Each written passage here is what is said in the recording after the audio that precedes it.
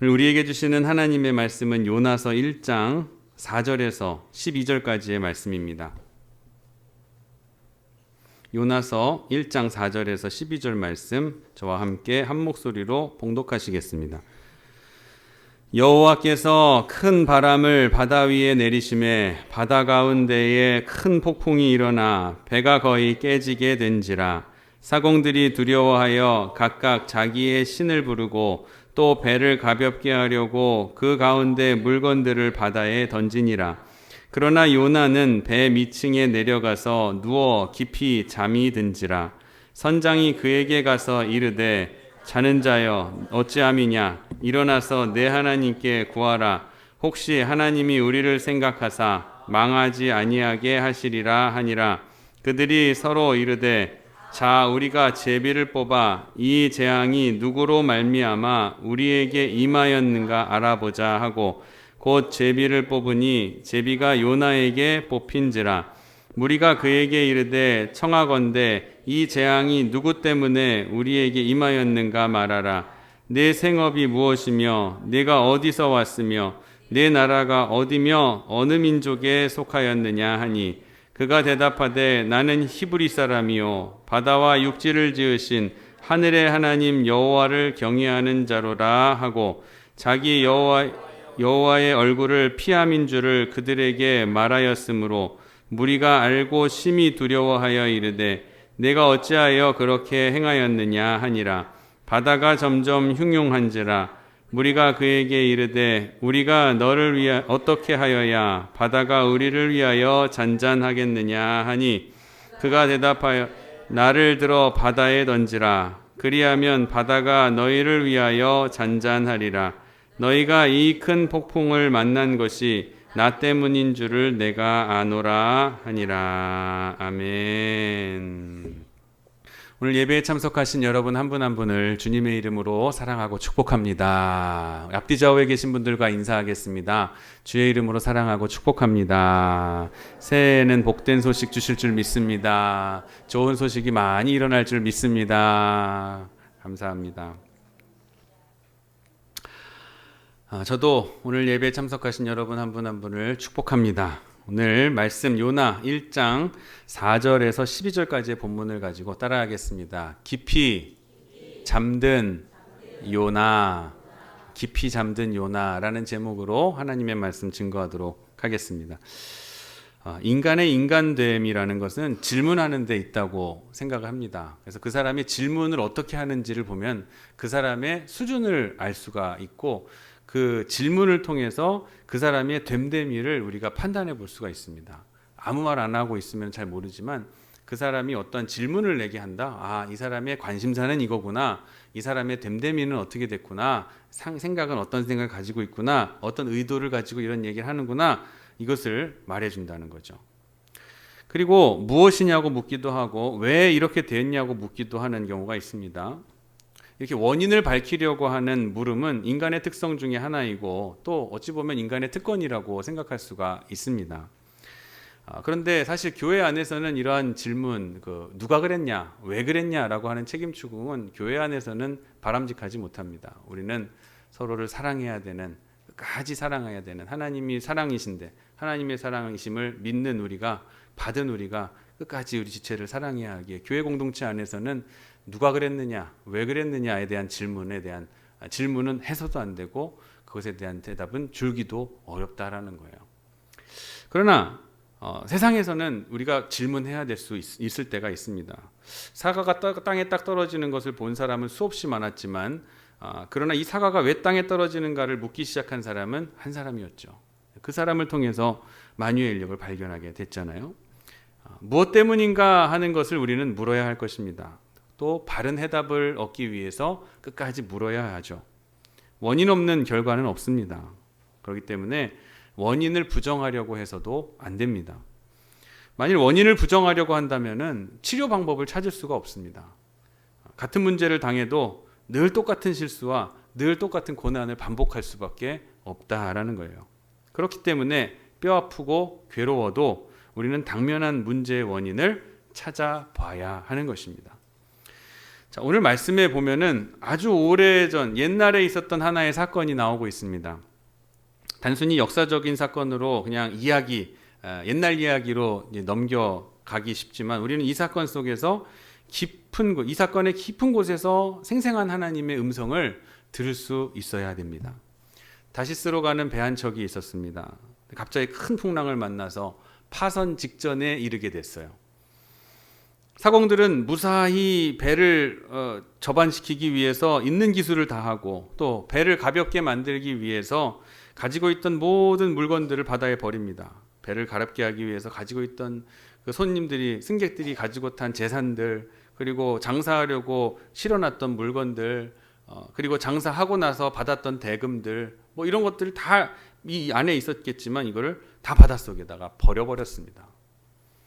물질을 포기하고 기술을 다 동원해도 소용이 없었습니다.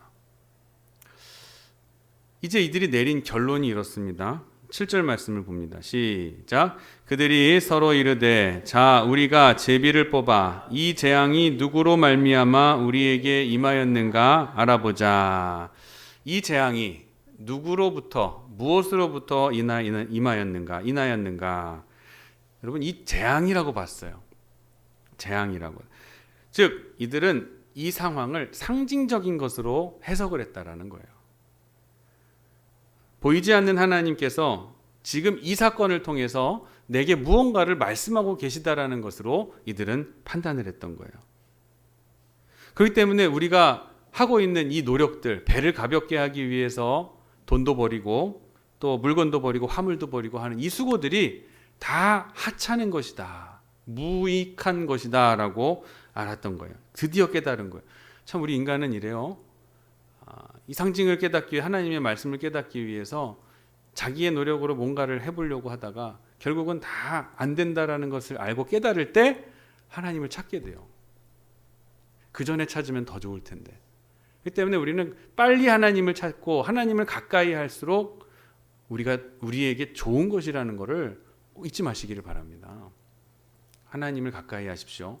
그리고 그 말씀에 귀를 기울이십시오. 내 수고와 내 노력이 다 바다에 버려진 것처럼 될 때에 하나님께서는 우리에게 비로소 깨달음을 주실 그때 깨닫는 것은 참 어리석은 거예요. 그러나 그때라도 깨닫는 것은 참 귀한 일인 줄 믿습니다. 자, 이 모든 일들이 뭐 때문에 되어 있는가? 바로 죄 때문이다라는 거예요. 이 배가 풍랑을 만난 것은 요나의 죄 때문입니다. 예나 오늘이나 이 도덕적인 문제는 굉장히 중요하게 여겼습니다. 경제 문제, 사회 문제, 교육 문제, 정치 문제, 외관상으로는 다 노력할 만큼 다 해보았어요. 근데 해결이 되지 않는 거예요. 남은 문제는 바로 도덕의 문제, 죄의 문제, 신앙의 문제인 거예요. 이 부정과 이 죄가 그대로 있는 동안에는 나라고 하는 이 배는 무사할 수가 없습니다. 배가 막 흔들려요. 어떤 방법으로도 그 배를 붙들 재간이 없는 거예요. 구제불능이라는 말입니다.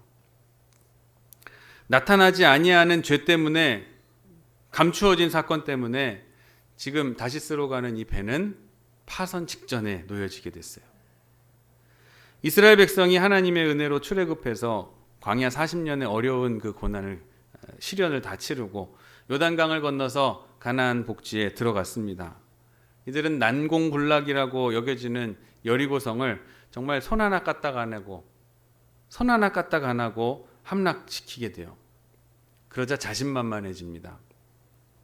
이 승전의 기세를 잡고 이대로 계속 쳐들어가기만 하면 며칠 지나지 않아서 며칠 안에 이 가나안 7족속들을 다 몰아내고 우리가 저기를 다 차지할 수 있겠다. 우리가 가나안 복지의 주인이 될 수 있겠다라는 희망에 부풀어 있습니다. 그런데 조그만한 그 아이성 하나, 여리고성을 무너뜨리고 났는데 아이성에는 다 올라갈 것도 없다. 몇 명만 올라가서 저 성 빼앗아가지고 하라. 근데 참패하고 말았어요.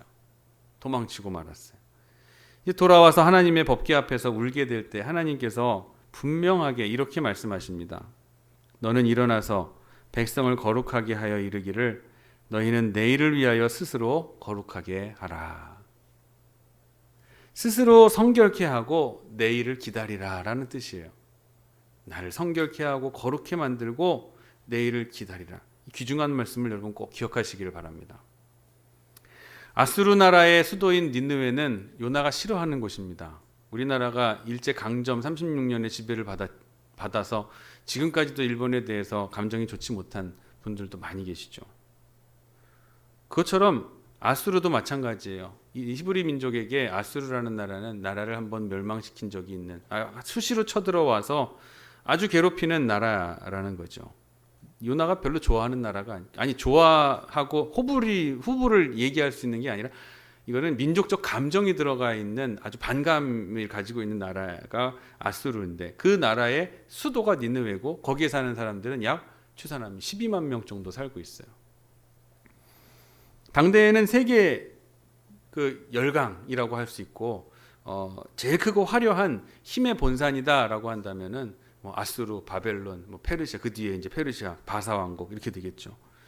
이 도성이 죄로 말미암아서 소돔과 고모라처럼 이제 멸망에 이르게 됐어요. 멸망할 지경에 이르게 됐어요. 자, 근데 이때 하나님께서 진노 중에라도 긍휼을 잊지 않으시는 하나님께서 이 니느웨 성을 긍휼히 여기셔서 40일간의 여유를 주면서 이 요나에게 최후 통첩을 하시고자, 최후 통첩을 하시려고 요나를 부르셨다라는 거예요. 그러나 하나님께서 니느웨로 가서 40일 후에 너희 죄 때문에 이 도성이 망한다 외치라고 하셨는데, 이 요나에게는 가고 싶은 마음이 없었습니다. 갈 마음이 없었어요. 군사를 이끌고 가서 쳐들어가서 심판해라 라고 하시면 가겠지만, 내가 가서 회개를 선포할 마음은 없다는 거예요. 스스로 망한다고 하니까 오히려 마음에는 잘됐다라는 생각이 들 수 있어요. 우리의 원수, 우리 민족의 원수, 내 가족의 원수, 식구의 원수가 40일 뒤면 망하게 된다고 잘됐네. 요나는 이렇게 생각했던 것 같아요. 내가 니느웨로 가서 40일 후에 망한다고 외치고 다니다가 혹시나 한두 명이라도 울면서 회개하며 하나님께 돌아오면 또 하나님이 그거 보시고 긍휼히 여기셔가지고 성을 심판하시고자 하는 마음을 돌리시지 않을까, 용서하시는 거 아닌가? 이러한 생각이 요나에게 있었던 것으로 제가 짐작합니다.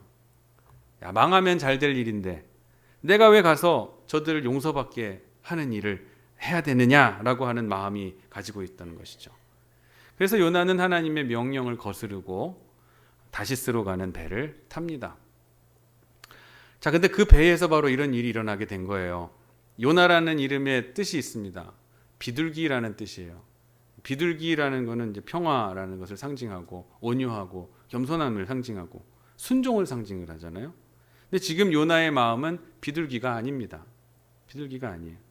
본문 5절 보니까, 그러나 요나는 배 밑층에 내려가서 누워 깊이 잠이 든지라. 배 밑층에 내려가서 가장 아래쪽, 소리도 잘 안 들리고 아무도 깨우는 이 없는 데 가서 잠들었다. 근데 한편 원인도 모르는 이 풍랑 속에서 다른 사람들은 이 풍랑을 이기기 위해서 노를 젓고 화물을 벌이고 애를 쓰고 난리를 치는 거예요. 근데 정작 이 풍랑의 장본인이 되는, 원흉이 되는 요나는 배 밑에 들어가 가지고 잠이 들어 버렸어요. 피곤하거나 졸려서 잠이 든 거라고 저는 생각하지 않습니다. 일부러 눈을 감은 것이에요. 일부러 내려가서 눈을 감았어요. 맑은 정신으로는 자기 때문에 여러 사람들이 이렇게 난리를 치며 죽는 거를 저를 볼 수가 없으니까, 그래서 배 밑에 들어가서 아무도 안 보이는 곳에 가서 스스로 잠을 청한 거예요. 눈을 감고 있었던 거예요. 그런데 우리가 아무리 감추고 아무리 숨더라도 하나님은 요나를 깨우셨어요. 우리가 아무리 숨어 들어가도 하나님은 우리를 찾으셔요. 그 죄를 추궁하셔요. 하나님이 깨우십니다. 눈을 뜨지 않고는 배길 수 없는 상황으로 배를 막 흔드시는 거예요. 막 흔들어 놓으시니 드디어 요나가 눈을 떴습니다. 선장이 찾아와서 얘기했다고 하죠. 선장이 들어와서, 이런 난리통에 잠을 자다니 정신이 있는 거냐? 너 누구 믿는, 너의 신이 누구냐? 네가 믿는 하나님한테 빨리 빌어라. 여기 있는 사람들 다 자기들 신한테 빌고 있다. 자, 이런 여러 가지의 일련의 일들이 다 마치고 난 다음에 12절에 자기의 죄를 다 고백하고 난 뒤에 체념한 듯 또는 회개한 듯한 요나가 이런 말씀을 전하죠. 우리 함께 읽어보겠습니다. 시작. 너희가 이 큰 폭풍을 만난 것이 나 때문인 줄을 내가 아노라 하니라. 결국 하나님께서 깨우시고 밝히 드러내셔서 자기의 신분을 밝히게 하시고 죄를 드러나게 하시니까 이제 나 때문이라는 것을 인정하게 되는 거예요. 나 때문입니다. 이 부분이 바로 우리의 모든 생활하면서 겪는 문제의 해결점이 여기에서 우리가 찾을 수 있습니다. 우리가 보는 대로 함께 하던 일이 잘못되었을 때에 나 때문이라고 하는 사람은 별로 없습니다. 실패는 사생하다라는 말이 있죠. 일이 잘 되지 않을 때는 저마다 자기가 원인이라고 생각하지 않습니다. 내가 원인이라고 생각하지 않아요. 일이 잘 된다면 내 공이라고 여기며 추켜 세우지만 일이 잘 되지 않은 일에 대해서는 책임을 지려 하지 않습니다. 그리고 이 책임을 대신 질 누군가를 전가를 시킵니다. 책임을 전가시켜요. 우리 금요 예배에 오신 분들은 아시겠지만 느헤미야 우리가 말씀을 읽고 있습니다. 성벽이 다 지어져가는 그 상황에서 다 되어져가는 모습을 보니까 산발락과 도비아가 처음에는 방해를 했다가 나중에는 느헤미야에게 만나자고 초청을 4번이나 합니다. 근데 느헤미야가 응하지를 않아요. 정중하게 사양하고 고사합니다. 못 간다. 지금은 못 갑니다. 지금 성벽 재건의 역사가 어느 정도 완성이 되기 때문에 지금 이거를 다 하고 난 다음에 이걸 다 하기 때문에 내가 시간이 없어서 가지 못합니다. 정중하게 얘기를 합니다. 4번의 초청에 불응한 느헤미야를 보면서 이 산발락과 도비아가 분에 이기지 못하고 화를 냅니다. 화를 폭발을 시켜요. 그래서 느헤미야를 저가 왕이 되려고 하는구나. 지금 페르시아의 바사 왕국에서 모든 재료들을 가지고 와서 성벽 만드는 거 뻔히 알면서 그리고 그 페르시아 대국의 왕이 허락하면 그 허락에 의해서 유다 총독으로 와가지고 이것을 건설하는 것을 뻔히 알면서 페르시아에다가 소문을 냅니다. 봉인하지 않는 편지를 쥐어 들려보내면서 자기들의 거짓 선전과 선동이 퍼뜨려질 수 있도록 은근하게 암묵적으로 암행리 드러난 그런 행동으로 편지를 오픈해 가지고 합니다. 그 편지 내용이 느헤미야가 스스로 왕이 되려고 한다. 영모죠, 영모. 페르시아의 왕에게 잡혀갈 수 있는 이 모든 것이 중단될 수 있는 위기. 이 소문이 진짜 퍼지고 진짜야 여부를 한번 빨리 확인을 해봐야 되는 그런 일들이 일어나게 됐잖아요. 왜 그랬을까요? 산발락과 도비아는 저 유다 출신 총독인 느헤미야가 정권을 가지고 와 여기에서 성벽을 건설하고 또 이게 되겠어라고 하면 의심했는데 실제로 되어가는 모습 보니까 이제 거의 다 됐거든요. 나의 영향력, 우리의 영향력이 이 이스라엘 사람들, 히브리 사람들에게 이제는 점점 약화되겠구나. 우리의 입지가 줄어들겠구나. 자신들의 죄와 자신들의 이 악함을 돌아보고 빨리 협조를 하고 그리고 하나님의 역사에 동참하고 이 길이 하나님의 일이다라고 판단이 들 때 빨리 합치했으면 좋았을 텐데 이렇게 내가 백성들 앞에서 힘이 떨어지고 영향력이 없어지는 건 저 느헤미야 때문이다 하면서 느헤미야 한 사람을 잡아 끌어내리려고 하는 거잖아요. 우리가 건강한 화가 있고 또 파괴적이고 깎아내리는 화가들이 있어요. 진리와 복음을 위해서 수호하면서 화를 낼 때는 그것은 거룩한 의분이라 할 수 있지만 대부분의 경우 우리들의 내는 화들은 복음과 전혀 상관없고 영혼을 오히려 죽이는 화들이 얼마나 많은지 몰라요. 그리고 내가 잘못했는데 내가 잘못한 일에 대해서 드러나게 되니까 드러날까 봐 다른 사람에게 책임 전가를 하는 거예요. 지금 느헤미야에게 책임 전가를 하는 거예요. 책임 전가를. 내가 책임을 지겠습니다. 내 죄입니다. 나를 물에 던지십시오라는 게 아니라 이거는 저 사람 때문입니다. 내가 예배에 잘 안 나오는 이유는 그 사람이 나한테 섭섭한 얘기를 해서 그렇습니다. 얼마나 많은지 몰라요. 이런 경우가. 교회 왜 안 나오시는 거예요? 요즘 교회 안 나오시는 이유가 뭐예요? 그 사람이 나를 긁어서. 이 교회는 사랑이 없어서. 그게 이유예요? 이유가 될 수가 없어요. 하나님과 나와의 관계인 예배의 시간을 왜 그 사람이 나를 방해한 것을 거기서 전가시켜. 내가 예배 못 나오고 불성실하고 기도 생활 안 하고 말씀 제대로 읽지 않는 것을 왜 그 사람 탓을 해요? 어디에 원인이 있어요? 나에게 있는 거예요. 그 화를 충동하는 것이 뒤에 있는 사단이 하는 일이에요. 충동질하는 거예요. 야, 그거 그 사람 때문이야. 야, 그 사람 안 나오는 거는 그 사람이 교회 떠난 거 저 사람 때문이야. 그 사람이 자꾸 신앙생활 안 하는 거 목사님이 앞에서 정치적인 얘기해서 그래. 목사님이 이런 얘기하고 저런 얘기해서 그래. 탓하고. 결국은 멀어지는 건 누구예요? 하나님과 멀어지는 건 누구예요? 나예요, 나. 배후에서 역사하는 마귀는 하나님과 멀어지게 하는 거예요.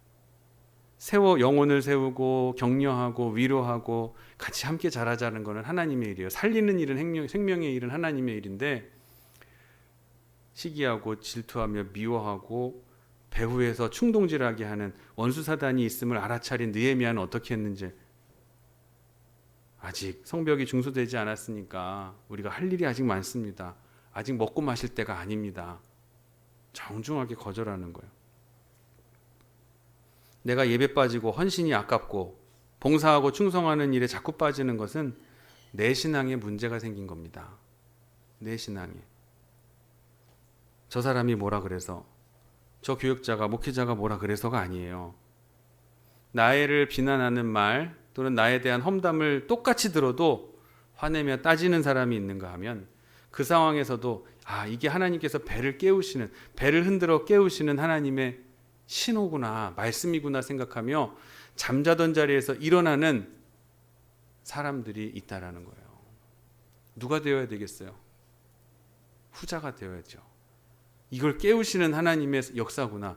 이건 잠자는 나를 흔들어 깨우시는 하나님의 말씀이구나. 상징으로 우리의 삶을 해석해야 된다는 거예요. 내 아내, 내 남편, 내 자녀가 폭풍을 만난 것이, 그리고 우리 교회가 폭풍을 만난 것이, 이 나라와 민족이 폭풍을 만난 것, 이 직장과 사업장이 폭풍을 만난 것이 오늘 요나처럼 나 때문인 줄을 내가 아노라. 이러한 깨달음이 있기를 간절히 축원합니다. 본문을 보면은 요나의 진실한 면이 나타납니다. 나 때문이니 나를 바다에 던지라. 그리하면 이 배가 무사하리라. 요나의 이 마음이 부럽습니다. 나를 바다에 던지라. 오늘 이런 고백을 드리는 여러분 되기를 주님의 이름으로 축원합니다. 죄에는 심도가 있습니다. 큰 죄, 작은 죄는 없지만 심도가 있어요. 더 깊어져요. 그냥 죄를 짓는 죄, 그냥 죄 자체, 죄를 짓는 행위, 그 죄가 있고, 더 깊은 죄는 회개 없이 계속 짓는 죄가 더 깊은 단계예요. 죄를 짓지만, 죄인 줄 알지만 회개하지 않는 거예요. 근데 거기서 더 나가면은 지은 죄를 변명합니다. 회개하지 않으니까 내가 지은 죄를 변명하게 되는 거예요. 정당화시키고. 마음에는 원인데 육신은 약합니다. 목사님 죄송합니다. 변명하기도 하고. 내 환경을 좀 보세요. 할 수가 없어요. 저는 이 상황에서 믿음 생활 할 수가 없고요. 하나님이 살아 계신지 안 계신지도 저는 잘 모르겠어요. 당장 먹고 살지를 못하겠는데 어떻게 교회 와요? 나가서 돈 벌어야죠. 핑계대는 거예요. 세대를 욕합니다. 시대를 욕해요. 나라를 욕해요. 헬조선, 이 나라 내게 해준 게 뭐 있나? 여기에는 희망이 없다. 모든 걸 운명, 환경, 세대를 탓하는 거예요. 지은 죄를 변명하는 거예요. 다른 사람들도 다 그런데 뭘 하면서 다른 사람들을 운운하면서 자신의 죄를 정당화하려고 합니다. 그리고 여기서 더 나아가서 더 무서운 죄는 내 죄를 회개하지 않고 다른 사람에게 전가하는 죄예요. 너도 똑같잖아. 그리고 거기에 더 나가면 그 사람으로 하여금 나와 같은 죄를 짓게 만드는 거예요. 괜찮아. 이거 정도는 괜찮아. 이 정도는 뇌물을 받아도 되고 이 정도는 일탈해도 돼. 이거 일탈이 아니야.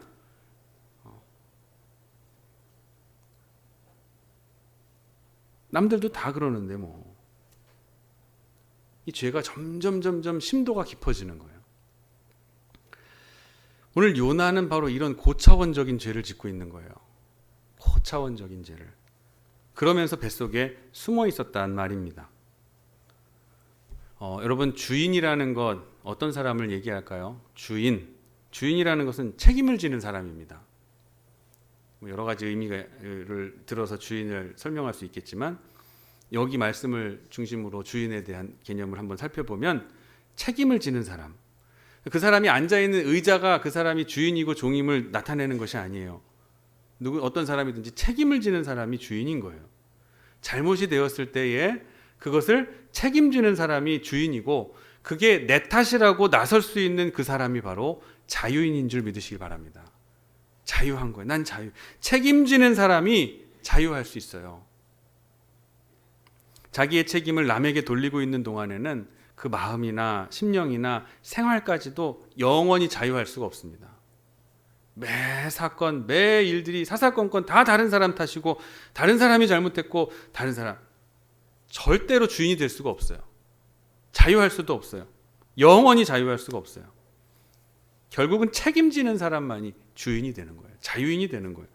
더 이상 변명하거나 책임 전가하지 않고 겸손하게 무릎 꿇으시기를 바랍니다. 나라도 사회도 가정도 다 나 때문이다. 나 때문임을 알아야 돼요. 깜짝 놀랄 만한 사건들, 역대 최초라고, 역대에 있어서 처음이라는 일들이 요즘 되게 많아요. 어찌 한편으로 보면 이 시대를 살아가고 있는 게 하나님의 축복일 수도 있어요. 난 그렇게 생각해요. 이런 경험을 언제 해보나. 질병으로 온 나라가, 아니 전 세계가 셧다운이 돼가지고 이동을 금지하고 집에서 학교를 공부하는 일들. 아니 이게 언제부터 이런 경험들을 우리가 다 하면서 지금까지 왔어요. 그리고 초유의 사건, 헌정사상, 대한민국 최초의 헌정사상 최초의 사건이 또 일어나게 됐죠.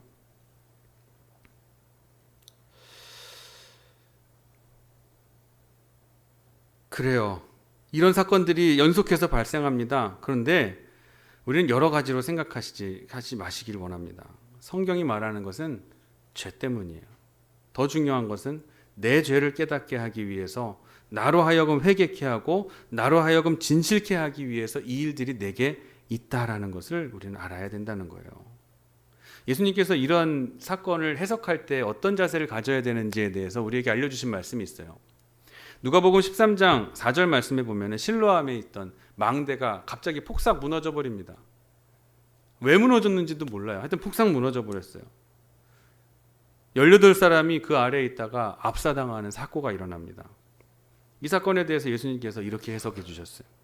또 실로암에서 망대가 무너져 치어 죽은 18사람이 예루살렘에 거한 다른 모든 사람보다 죄가 더 있는 줄 아느냐? 너희에게 이르노니 아니라 너희도 만일 회개하지 아니하면 다 이와 같이 망하리라. 시간 부닥치는 사건들이 우리에게 무언가를 말씀해주고 있는가? 그것을 잊지 말아야 됩니다. 이 풍랑에도 하나님의 음성이 있으며 양보하지 않으시는 하나님의 뜻이 반드시 담겨 있다는 것을 기억하시기를 바랍니다. 그리고 여기 또 하나 생각해 볼 점이 있습니다. 요나가 탄 배가 작은 배가 아니에요. 큰 배였습니다. 그 안에는 각양각색의 사람들이 다 탔을 거예요. 요나보다도 더 도덕적으로 큰 죄인들이 거기에 타고 있었을 수도 있어요. 강도도 있었을 거고 살인한 사람도 있었을 거고 도적질한 사람도 있었을 거고 사기친 사람도 있었을 거고 더 가능성이 높은 건 우상숭배하는 사람들이 많이 타고 있었을 거란 말이에요. 하나님이 정말 싫어하시는 우상숭배와 불순종. 근데 하나님의 관심사는 누구예요? 오직 요나 한 사람. 그 배에 많은 사람이 타고 있었지만 오직 하나님의 관심사는 요나 한 사람이 회개하느냐 안 하느냐 이거 보고 계신다는 거예요. 여기에 많은 사람들, 우리의 집사님, 권사님 다 앉아있지만 하나님께서는 이 예배 통해서, 말씀을 통해서 딱 빛을, 나에게 초점을 딱 집중하고 계시는 거예요.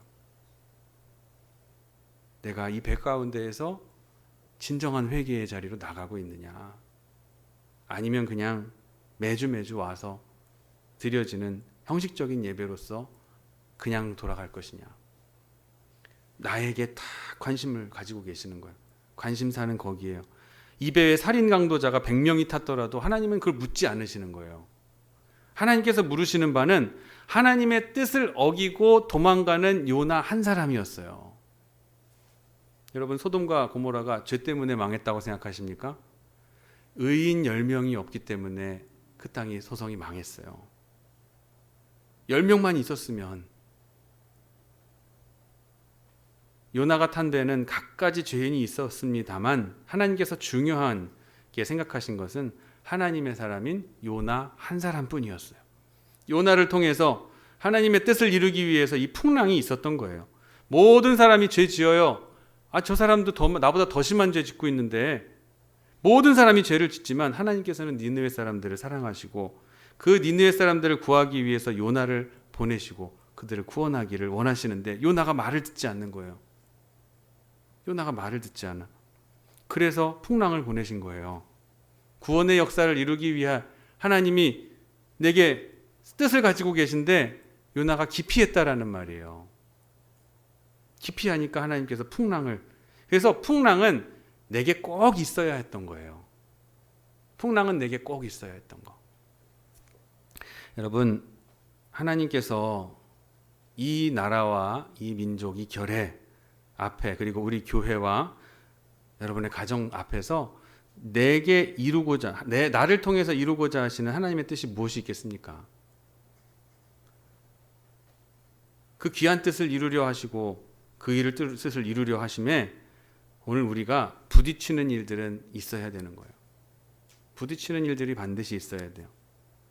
자, 에스라 9장 5절에서 6절 말씀, 이런 말씀이 있습니다. 저녁 제사를 드릴 때 내가 근심 중에 일어나서 속옷과 겉옷을 찢은 채 무릎을 꿇고 나의 하나님 여호와를 향하여 손을 들고 말하기를, 나의 하나님이여, 내가 부끄럽고 낯이 뜨거워 감히 하나님을 향하여 얼굴을 들지 못하오니 이는 우리 죄악이 많아 정수리에 넘치고 우리 허물이 커서 하늘에 미침이니이다. 에스라가 자기 백성들이 죄에 빠져 있다라는 말을 들을 때에, 사실 에스라는 죄인이 아니에요. 나는 죄인 아닌데 저들을 위해서 기도합니다, 이렇게 기도할 수도 있었겠죠. 그렇지만 그 백성을 위해서 함께 자복하면서 하나님께 기도하며 나아가는 오늘 장면이에요. 이 장면이에요. 출애굽기 32장 32절 말씀, 모세도 이렇게 기도합니다. 따라하겠습니다. 함께 하겠습니다. 시작. 그러나 이제 그들의 죄를 사하시옵소서. 그렇지 아니하시오면 원하건대 주께서 기록하신 책에서 내 이름을 지워버려 주옵소서. 아멘. 이것이 백성을 사랑하는 모세의 기도입니다. 하나님, 저 사람 바꿔주세요라는 게 아니라 함께 자복하고 하나님 앞에 나의 죄를 자복하고 함께 회개하는, 그래서 겸손하게 무릎 꿇는 역사가 이 민족 가운데 있어야 되고, 그것이 바로 성도들을 통해서 이루어져야 된다는 거예요. 우리는 하나님의 뜻이 이루어지기만을 기다리는 사람들입니다. 그래야 돼요. 여기에서 더 이상 원망도 말고 누구를 탓하지도 말고 규탄하거나 비판해서도 안 됩니다. 잃었던 나를 찾으셔야 돼요.